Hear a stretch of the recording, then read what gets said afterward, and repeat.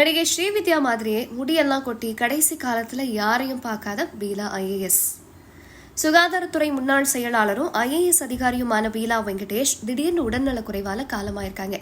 புற்றுநோயினால அவங்க மரணமடைஞ்ச நிலையில மரண தருவாயில நெருங்கின உறவினர்களை தவிர வேற யாரையும் சந்திக்கல அப்படின்னு சொல்லப்படுது. புற்றுநோயால உடல்நலம் ரொம்ப கடுமையா பாதிக்கப்பட்ட நிலையில உடல்நலன் விசாரிக்க முயன்ற அமைச்சர்கள், முன்னாள் அமைச்சர்கள், சக ஐஏஎஸ் அதிகாரிகளையும் கூட பீலா ராஜி சந்திக்க மறுத்துட்டதா சொல்லப்படுது. தமிழக அரசோட எரிசக்தி துறை முதன்மை செயலாளராக பணியாற்றி வந்த மூத்த ஐஏஎஸ் அதிகாரி பீலா வெங்கடேசன் நேத்து உடல்நலக்குறைவால உயிரிழந்திருக்காங்க. கொரோனா காலத்துல ஓய்வில்லாம பணியாற்றி மக்கள் மனசுல தனியா இடம் பிடிச்சவங்க. 1969வது வருஷம் பிறந்த பீலா வெங்கடேசன் சாத்தான்குளம் தொகுதியில 2006வது வருஷம் சட்டமன்ற உறுப்பினராக தேர்ந்தெடுக்கப்பட்ட காங்கிரஸ் தலைவி ராணி வெங்கடேசன், முன்னாள் டிஜிபி எஸ்.என். வெங்கடேசன் இவங்களோட பொண்ணுதான். தூத்துக்குடி மாவட்டம் வாழையடி கிராமத்தை சேர்ந்தவங்க. பிறந்ததும் வளர்ந்ததும் படிச்சதும் எல்லாம் சென்னையில தான். கல்வியில் ஆர்வம் கொண்டவங்க சென்னை மருத்துவக் கல்லூரியில MBBS பட்டம் பெற்றிருக்காங்க.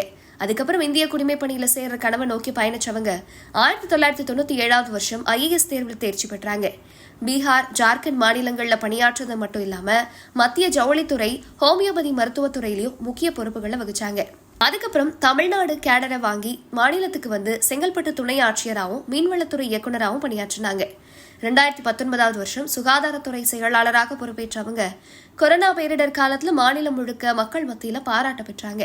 மருத்துவ உபகரணங்கள்ல இருந்து தடுப்பு நடவடிக்கைகள் வரைக்கும் எல்லா துறைகள்லயும் தன்னாலான சிறந்த பங்களிப்பை வழங்கினதுக்காக மக்களோட மனசுல சிறப்படத்தை படிச்சாங்க.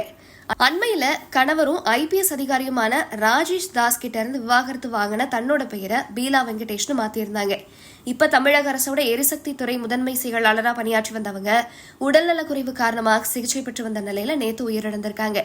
அவங்களோட மறைவு தமிழக அரசு நிர்வாகத்துறைக்கு ஒரு பெரிய இழப்பா கருதப்படுது.